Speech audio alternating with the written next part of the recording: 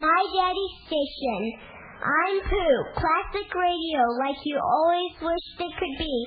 101.1 FM, Eager. 101.1 FM is owned and operated by the Independence Foundation Trust as a non-profit community service. This is the Voice of Freedom.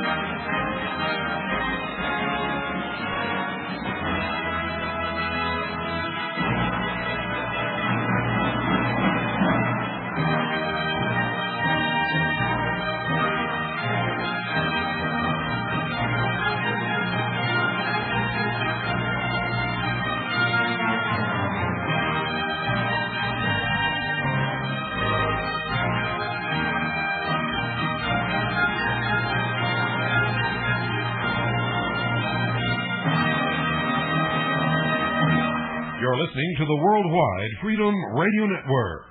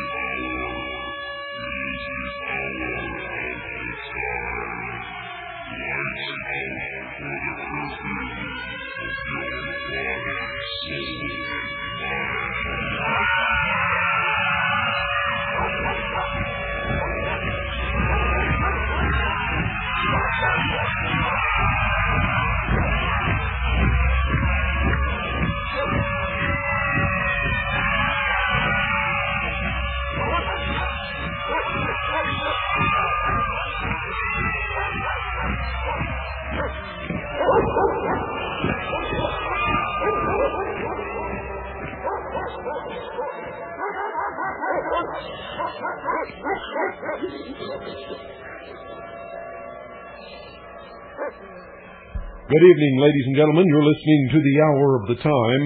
I'm William Cooper.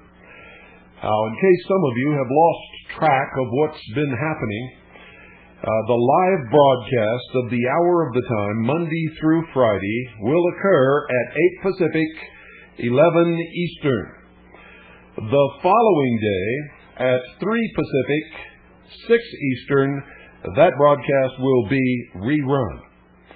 At 8 Pacific, 11 Eastern, we're also broadcast on WRMI 9.955 megahertz worldwide shortwave radio, and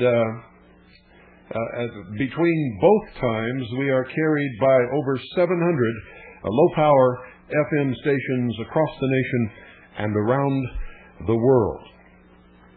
Now tonight I'm going to be giving you I'm going to be reading to you from something that I'm really not supposed to have here, and I think it's going to make some members of the Brotherhood extremely angry that I do have it, and that I'm going to read to you from it. The only problem in my mind is, where in the world do I start?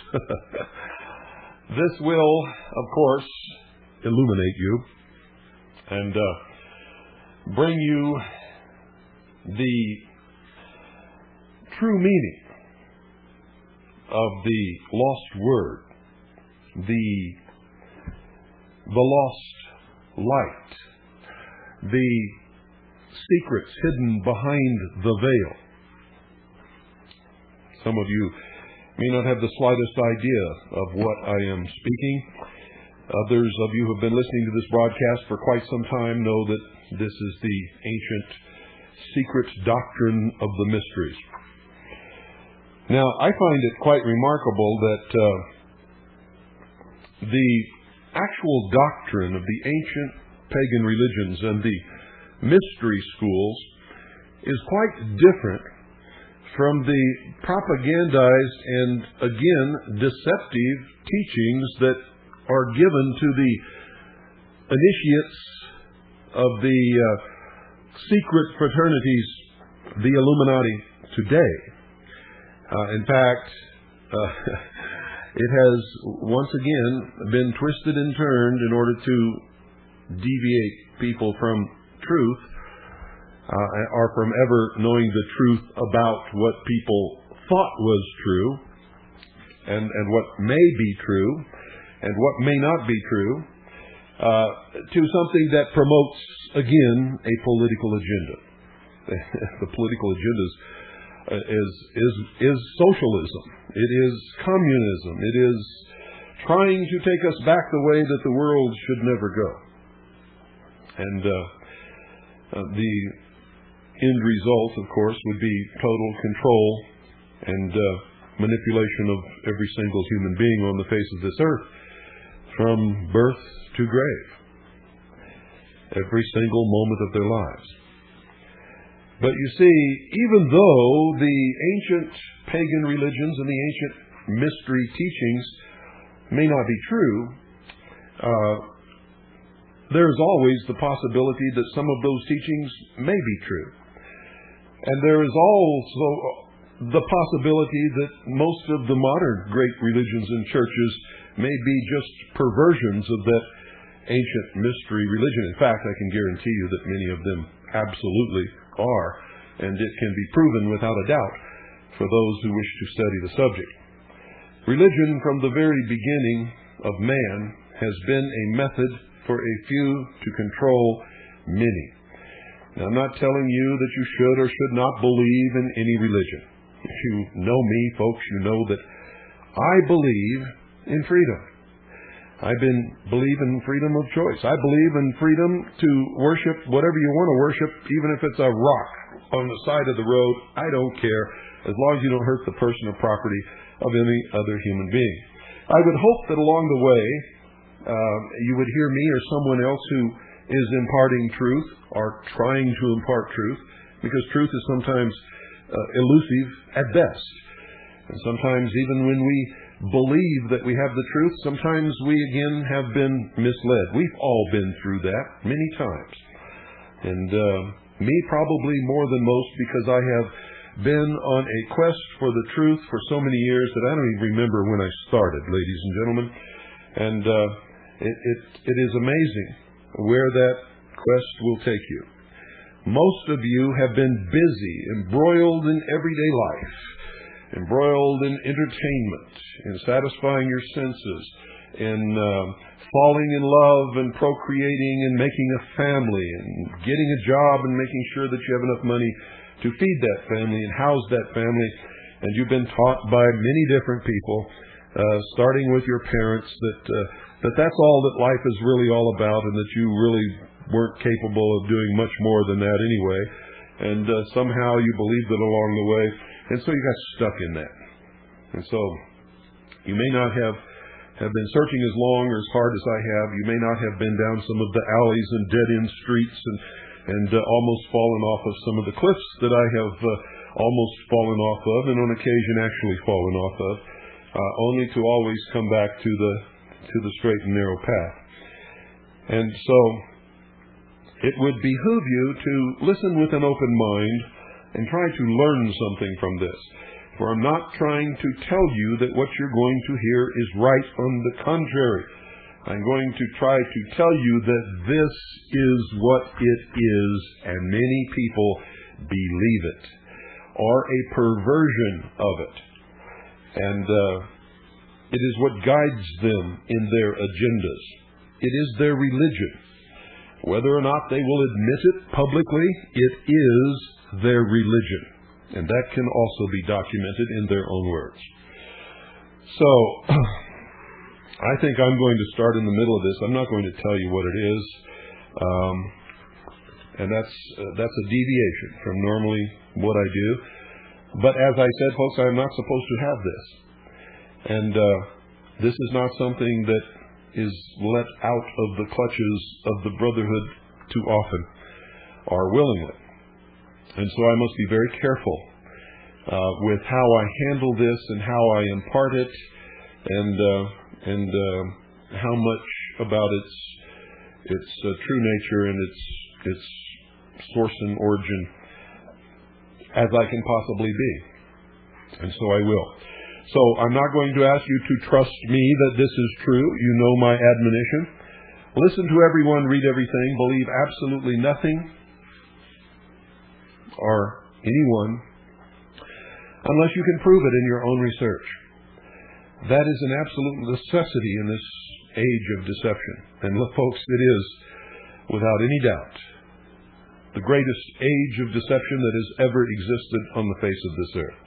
Because I can tell you, quite frankly, that from the very beginning, when one man learned that he could control other men by deceiving them, deception has been rampant in this world. And if you ever thought that you lived in a world where everybody around you was honest and telling you the truth, and these people that you have in government are always telling you the truth, and you haven't grown up yet, you're still living as a child. And that's got to change very quickly. If you want to survive this great battle that is raging, ladies and gentlemen, and the great battle is raging, it's a war, as a matter of fact. And it is a quiet war, which mostly uses silent weapons, but nevertheless, it is a war. And there are casualties, and there is violence in this war, and people are destroyed. Whole families and populations are destroyed. And so, without further ado, we will get into the meat of the matter after this short intermission, which will sort of lay a little groundwork here.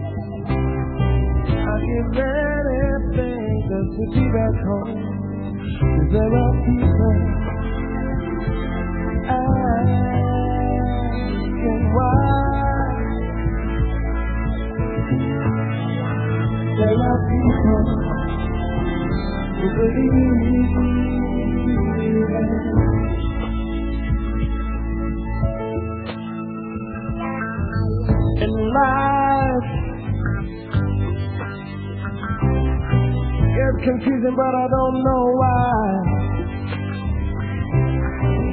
But I've made my plans already. I've been struggling all my life. The world is ourselves that come and go. I give all my strength to be back home. There are people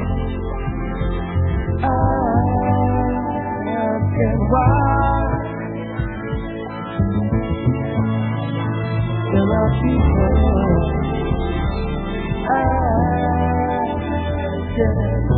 how do I get to where I'm from now? How will I be discarded out the door? And I get back to where I come from. There are people who believe in life.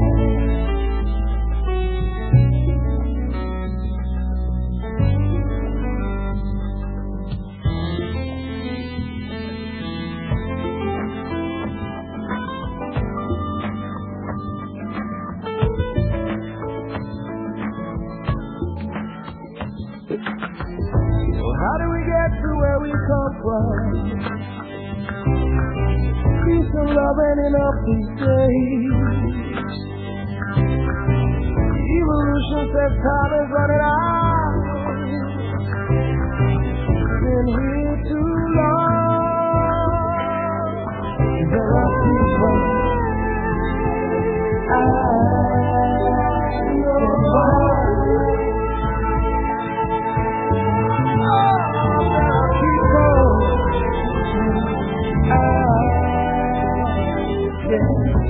How do I get to where I come from now? How will I face this God and I'm destroyed? Now, ladies and gentlemen, during this narrative, remember that I am reading from an esoteric revelatory book that it can only be found in the hidden libraries of the fraternal orders around the world, the secret societies, which at the very top hide the full body of adepts known as the Illuminati. So pay very close attention, and you're going to learn an awful lot about what makes them tick over the next few broadcasts, and why they do and believe some of the things that they do and believe, and why they hate you so much. And ladies and gentlemen, if you want to talk about hate crimes, these people are up to their ears in hate crimes. I begin. Little could the ancient mythologists and sages have foreseen that the fabulous narrations which their genius devised to cloak high truth would end by plaguing the mind of the Western world with 16 centuries of unconscionable stultification. They could not possibly imagine that their allegorical constructions to dramatize spiritual truth would so miscarry from their hidden intent as to cast the mental life of half the world for ages under the cloud of the most grotesque superstition known to history. Nor could they have dreamed that the gross blindness and obtuseness of later epochs would cite these same marvelously ingenious portrayals as the evidence of childish crudity on the part of their formulators. Who could have suspected that a body of the most signal instrumentalities for conveying and preserving deep knowledge ever devised by man would become the means of centuries of mental enslavement? Nothing more clearly evidences the present age's loss of fixed moorings in philosophical truth than the inconsistency of its attitudes toward the sacred scriptures of antiquity. The general mind, indoctrinated by priestcraft, regards them as infallible revelations and holds them as fetishes, which it were a sacrilege to challenge, while theological scholarship hedges from pious veneration of them over to outright skepticism of their divine origin, swinging more recently to a view which takes them to be the simple conceptions of men just emerging from cave and forest barbarism. The character of divine dictation and absolute wisdom assigned to them on the one thesis has yielded to that of ignorant speculation of primitive folk on the other. That there is a possible truer characterization of them lying midway between the extravagances of these two extreme views has not seemed to come through to intelligence at any time.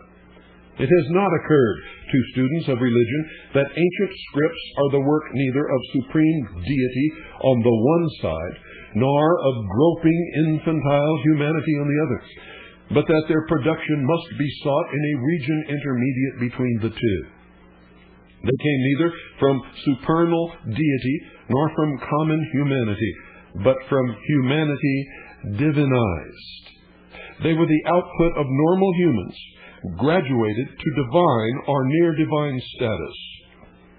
St. Paul's, quote, just men made perfect, end quote. Their divinity is therefore not transcendent and exotic, and their humanity is not crude and doltish. They bear the marks, therefore, of human sagacity exalted to divine mastership. When a student graduates creditably from a college, he is presumed to have acquired a mastery over the field of knowledge covered in his course.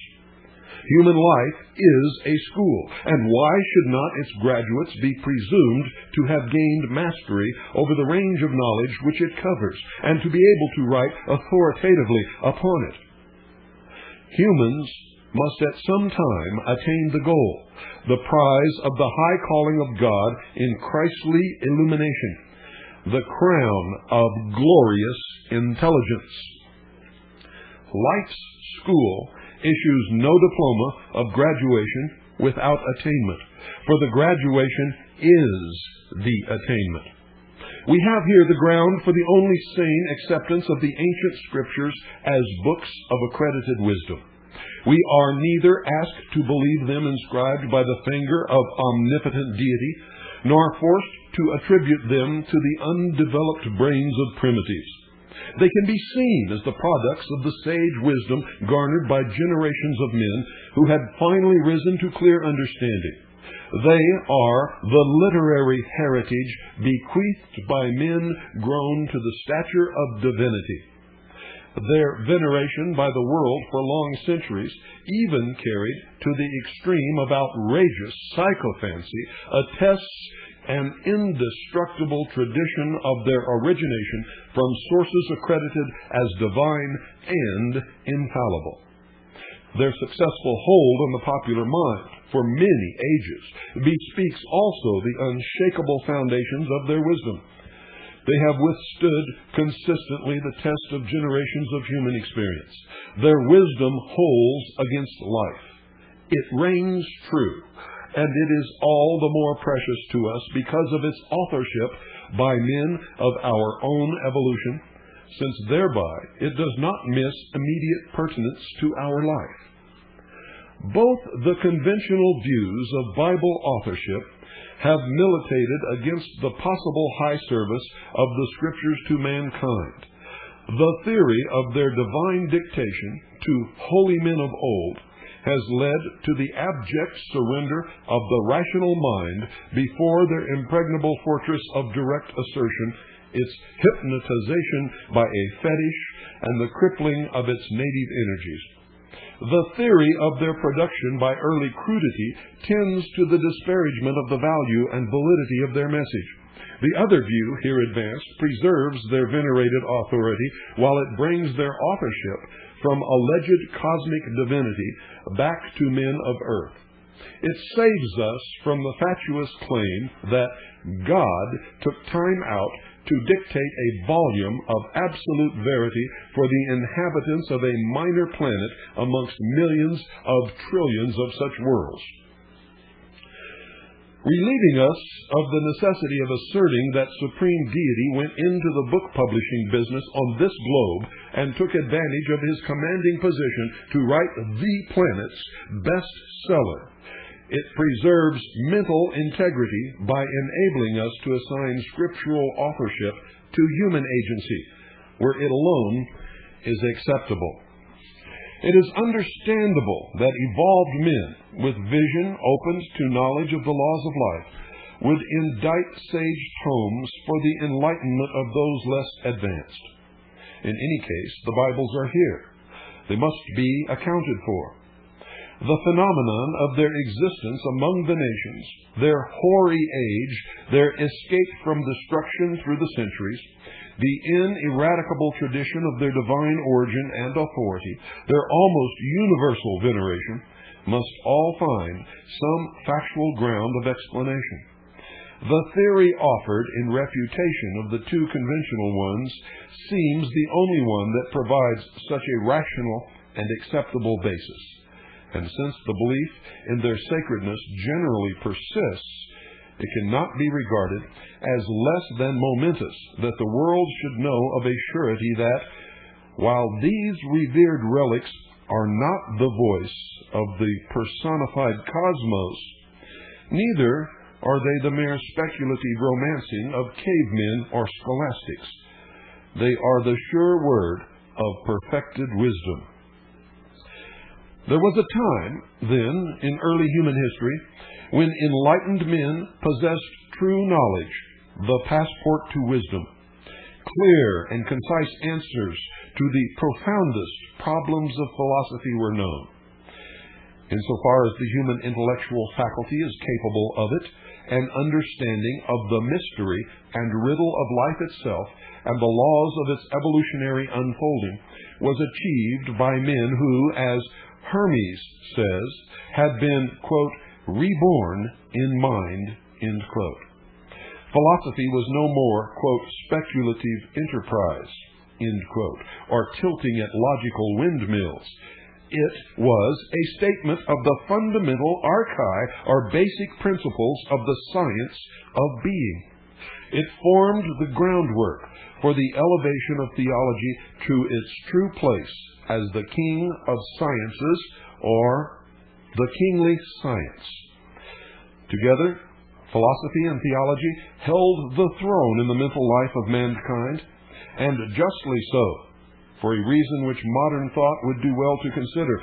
They must ever be the ultimate science because they motivate finally the use we make of all other sciences. They hold final answers to all life's problems. They are the determiners of all human action in the end. They alone can direct man finally to the path of good, or by no other means can he learn to know what constitutes the good.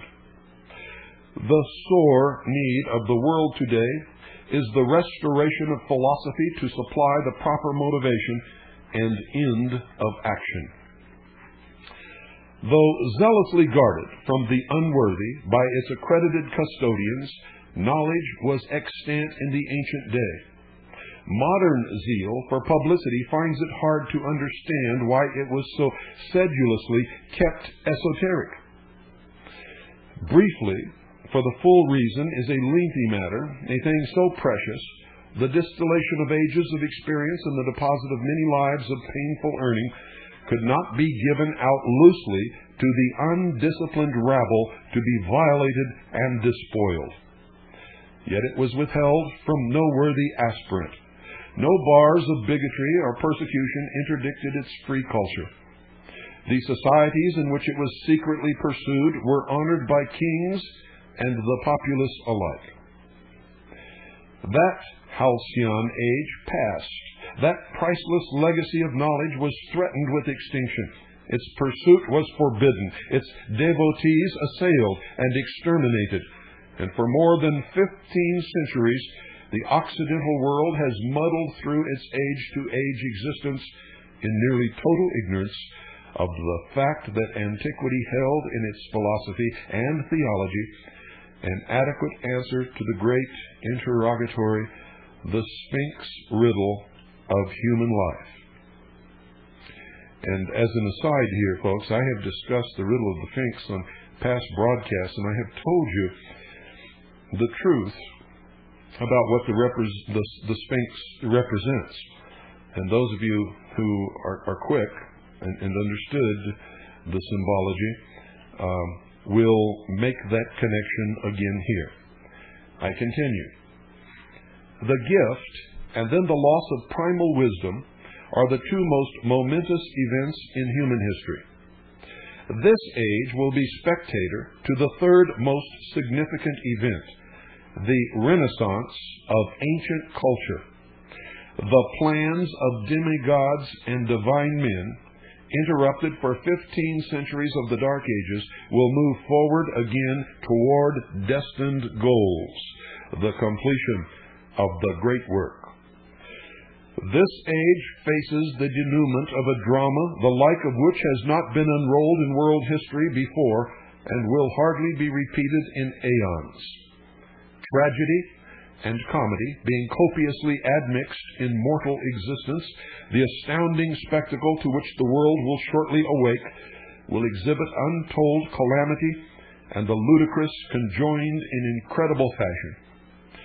We are destined soon to pass from a stunning sense of tragic loss to a world-echoing burst of laughter.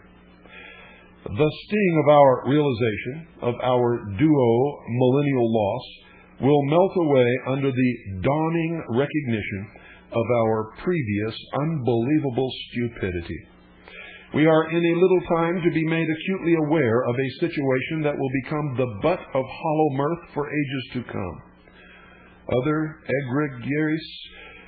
egregious follies of history can be accepted or extenuated to the point of being condoned and forgotten. But this colossal ineptitude, prolonged over 16 centuries, cannot escape being laughed at for centuries more. A joke owes its character to the miscarriage of the intended sense into something ludicrously different. This denouement will stand as the historical joke of the ages. No less than this quantity of hilarity can balance the weight of the tragedy which loads the joke at the other end. For the ludicrously different direction in which the intended sense of the great mythical religions and dramatic rituals of the past took its perverted course entailed as a consequence the greatest of all historical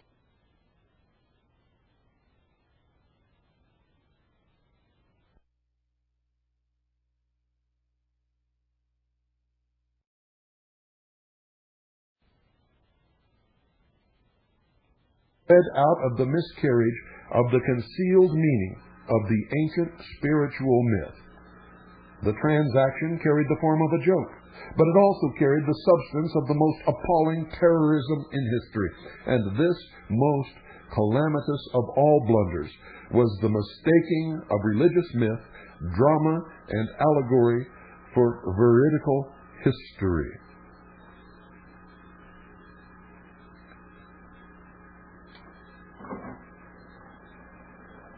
The promise of our coming awakening. The promise of our coming awakening lies in the progress made and to be made in the study of comparative religion, comparative mythology, and comparative philology.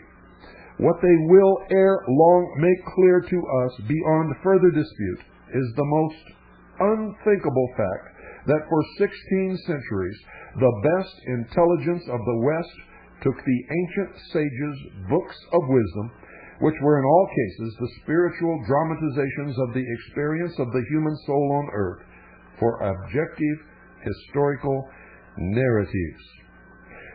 The spectacle that will soon throw a world first into wonder, confusion, and dismay, and then into clownish laughter, is that of a civilization covering 1/3 of the globe, and boasting itself as the highest in culture in the historical period, all the while taking its moral and spiritual guidance for an aeon from a book or books of the true content and meaning of which it never for one moment has had the slightest inkling.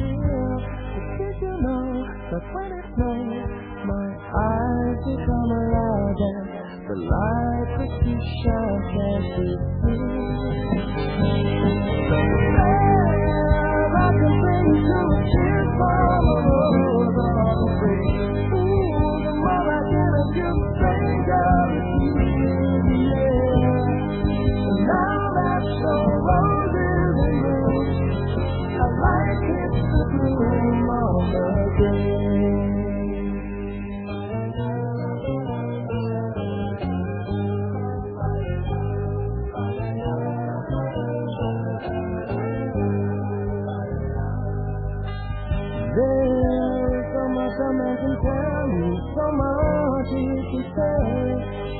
You remain my power, my pleasure, my faith. Baby, to me you're like a grown addiction that I can't deny. Won't you tell me that not today?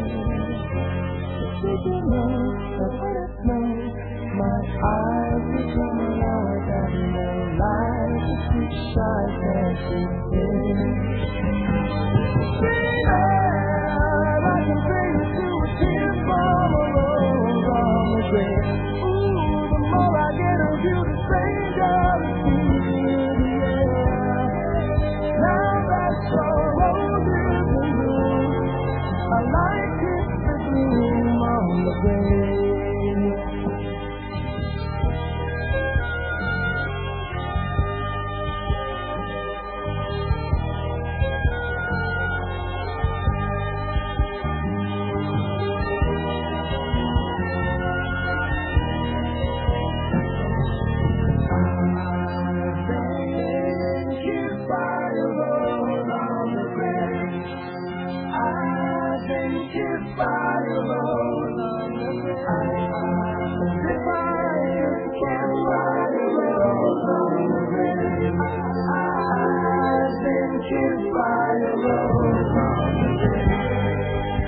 So much a man can tell me, so much he can say.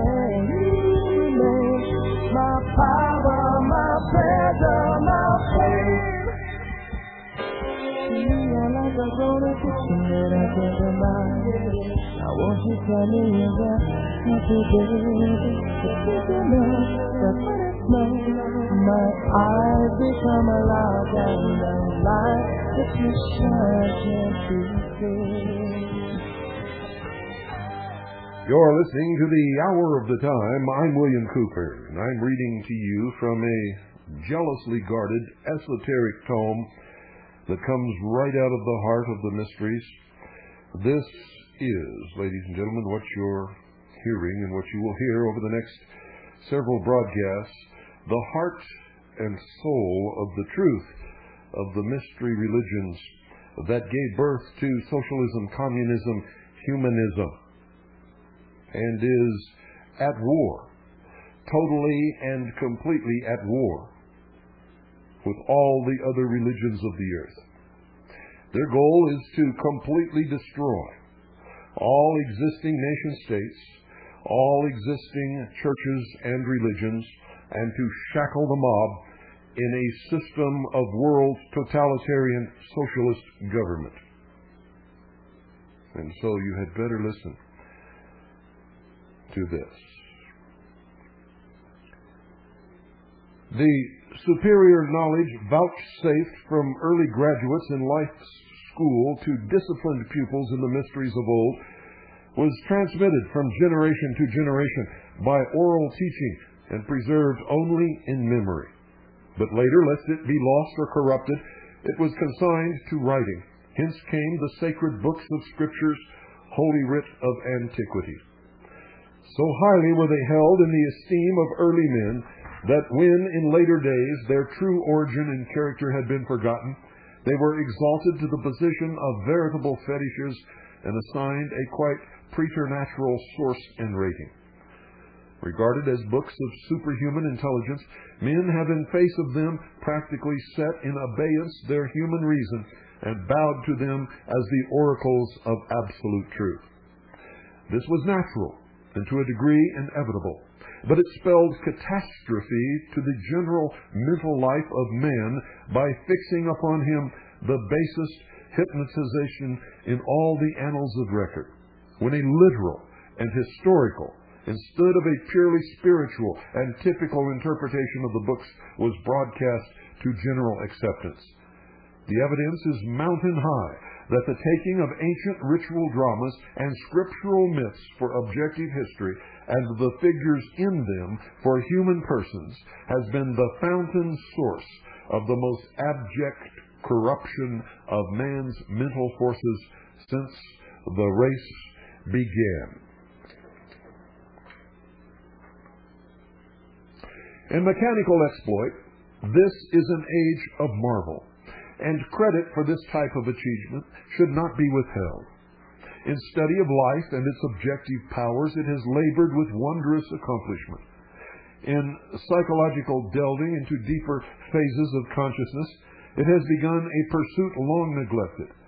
But in religion and philosophy, it is one of the blindest of ages. It is not overstating the case to say that in these areas of human enterprise, the mind of this era still slumbers in a state of ineptitude and gross darkness, at least a degree or two below that commonly termed barbaric. At this moment, the common mentality of the day, led and fed by a compactly institutionalized ecclesiastical power, stands committed to ideas as to the origin, structure, meaning, and destiny of life, which have not been surpassed in crudity and chimerical absurdity by the tribes of the forest and the sea isles. Conceptions in theology, having to do with basic realities of man's relation to the universe, are still presented in pulpits, Sunday schools, and theological seminaries, which the uncorrupted native intelligence of children of 8 and 10 years shrinks from or accepts with startled dismay, to the subsequent confusion of their whole mental integrity. A scheme of explanation of cosmic processes and world design, of human and angelic relations, of the plan and purport of life itself, is advanced for popular acceptance, yet it is grotesque to common sense and fantastic to rational thought.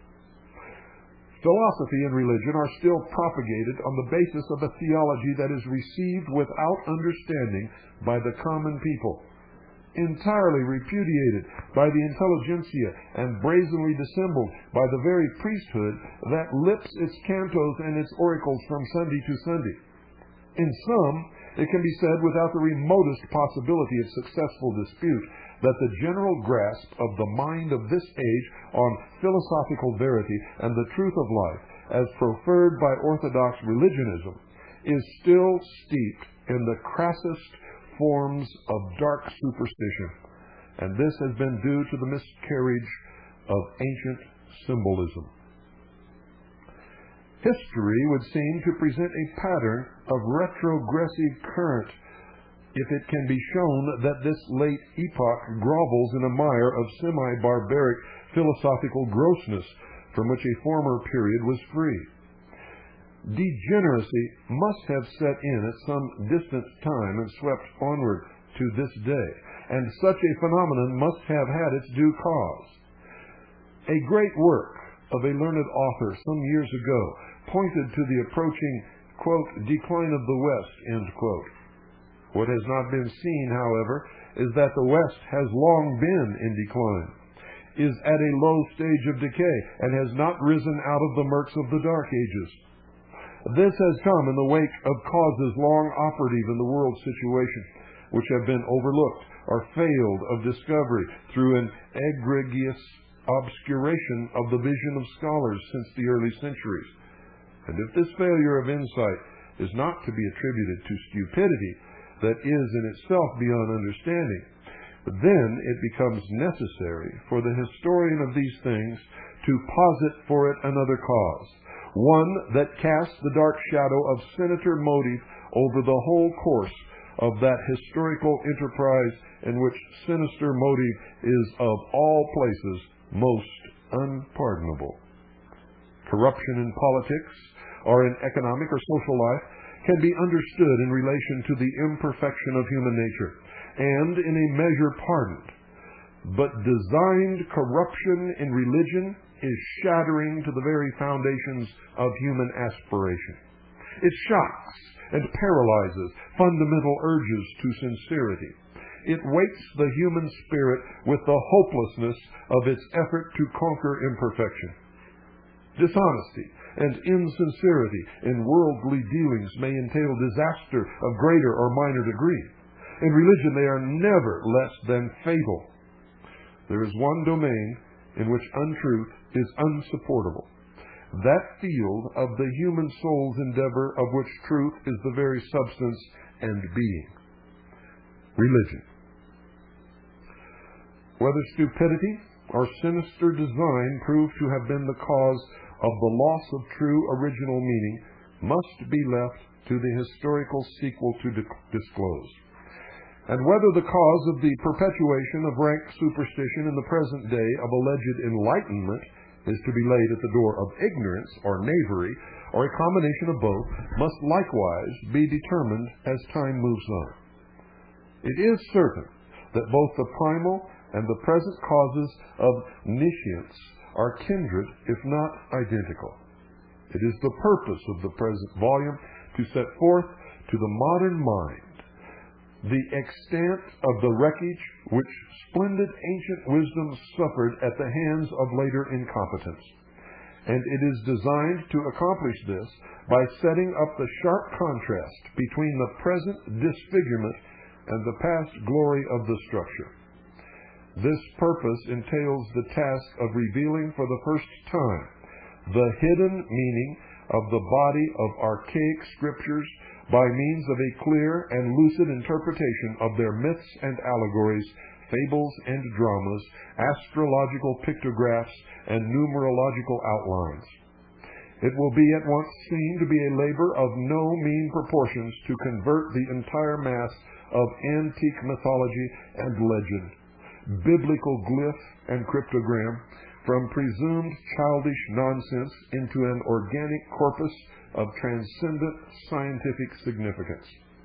It involves the reversal of that mental process which in the days of early Christianity operated to change myth and allegory in the first instance over to factual history.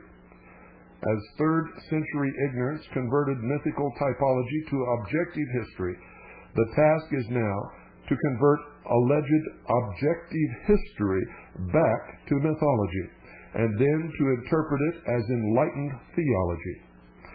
The almost insuperable difficulty of the project will consist in demonstrating to an uncomprehending world, mistaught for centuries, and now fixed in weird forms of fantastic belief, that the sacred scriptures of the world are 1,000 times more precious as myths than as alleged history. It can only be done by showing that as myths they illumine and exalt the mind to unparalleled clarity, while as assumed history they are either nonsensical or inconsequential. But centuries of erroneous indoctrination have so warped and victimized the modern mind that the effort to restore the scriptures to their primal mythical status will be met with the objection that the transaction will wipe the Bible and other sacred literature out of the realm of value altogether. In the common mind, this would be to rob them of worth and significance utterly. So wretchedly has the ancient usage of the religious myth been misunderstood that the cry, quote, "the Bible only a myth," end quote, will fall upon the popular ear with all the catastrophic force and finality of the tolling of a death knell, and no statement that words can phrase will stand as a more redoubtable testimony to the correctness of this estimate of the present stupefaction of modern intelligence concerning religious philosophy than just this reaction. Ridicule, contempt, and flat rejection will be the greeting accorded the proclamation that biblical myth is truer and more important than biblical history. Our book aims at nothing less than the full proof of this contention. It flies directly in the face of the awaiting scorn of common opinion on the point at issue. Yet nothing is easier than to demonstrate that Bible material taken as history is the veriest nonsense. Anyone with an analytic mind and an imagination to convert its narratives into realism can make it a laughing stock.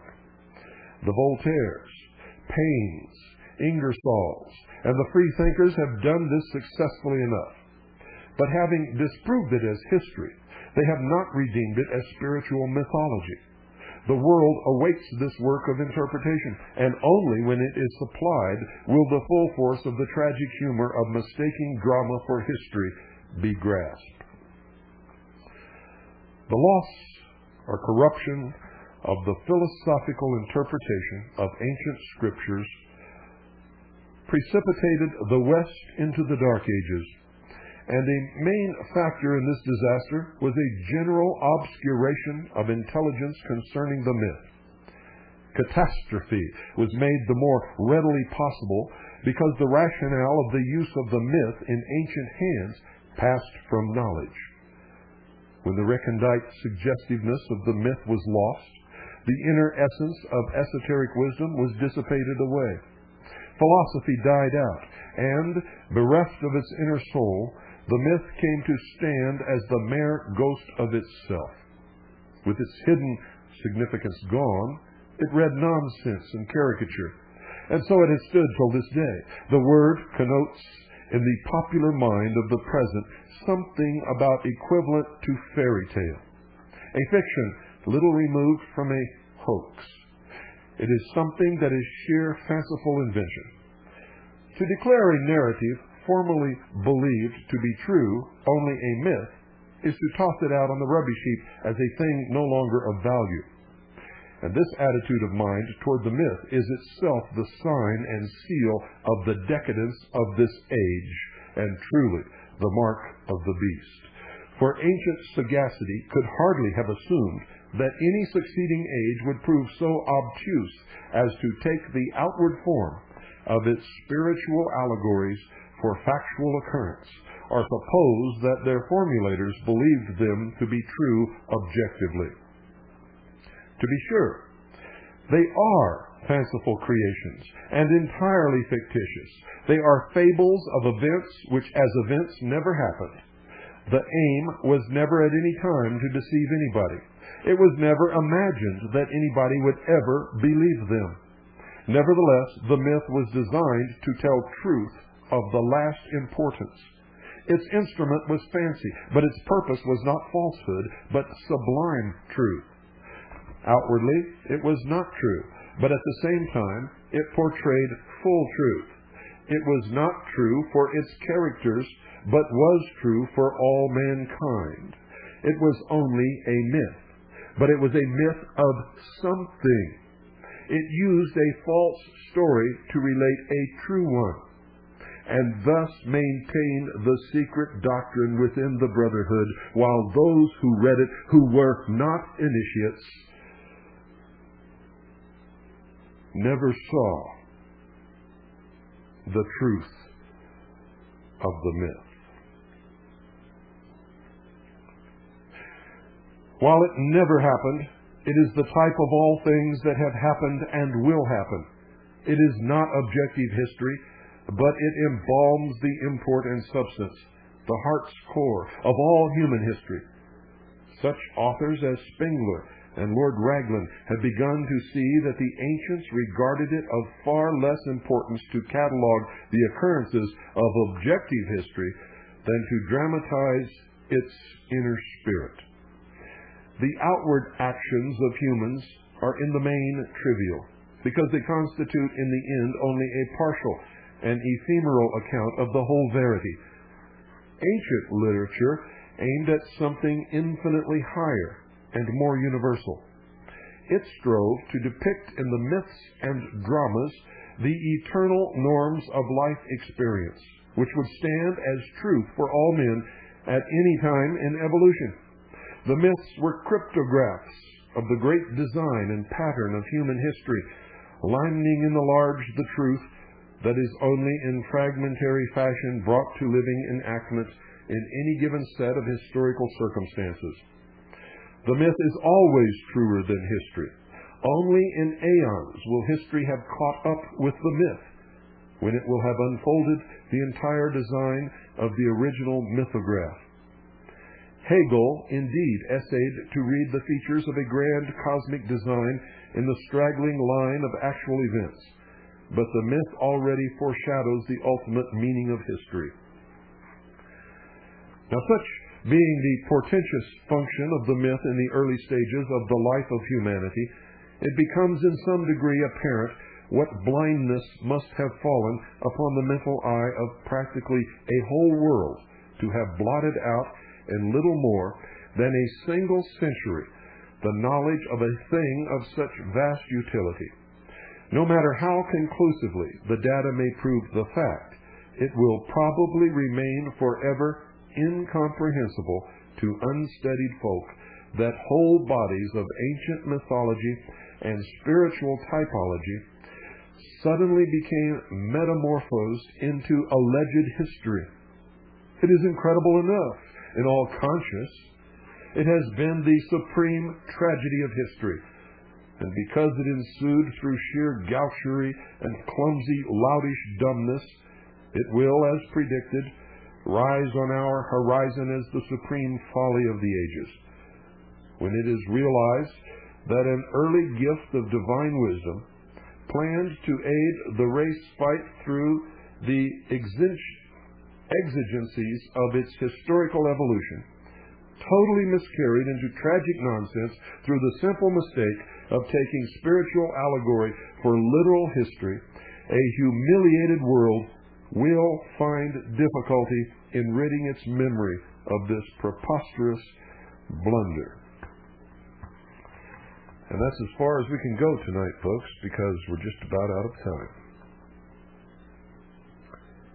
We will continue tomorrow at the same time, 8 Pacific, 11 Eastern. And of course, this broadcast tonight will rerun tomorrow at 3 Pacific, 6 Eastern, and it will not be on shortwave.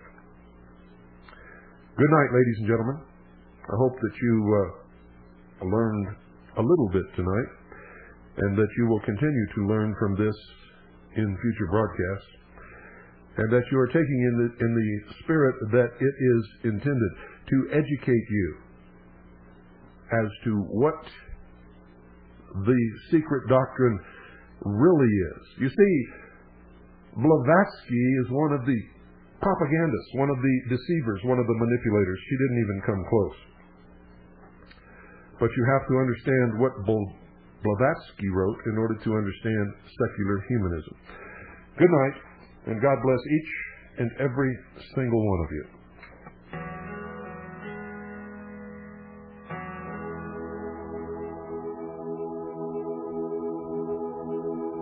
There's no reason for you to lose your mind, 'cause I've seen something that's gonna change our time. If I could, I'd make you understand. If I could, I'd make you understand.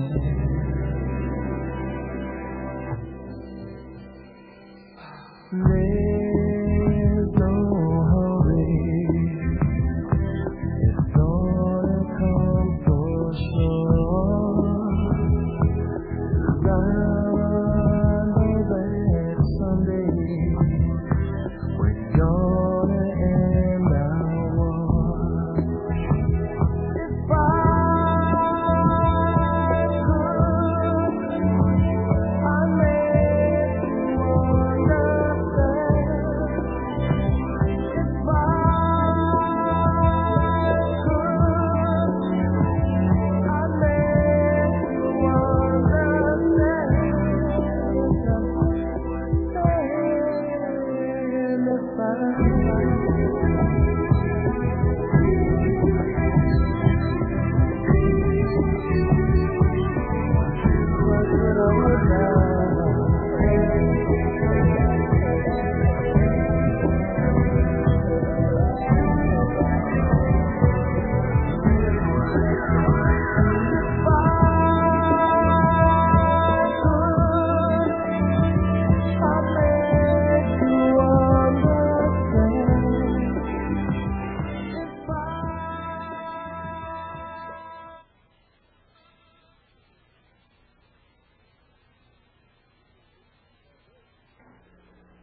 This is the voice of freedom.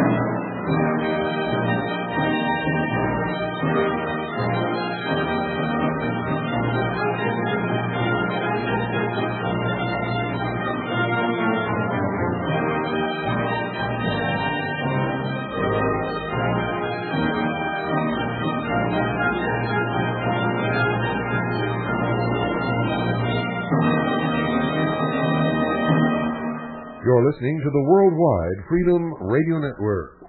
Stay tuned now for all oldies most of the time. Classic radio like you always wished it could be. Only the very best of the very best music of generations gone by.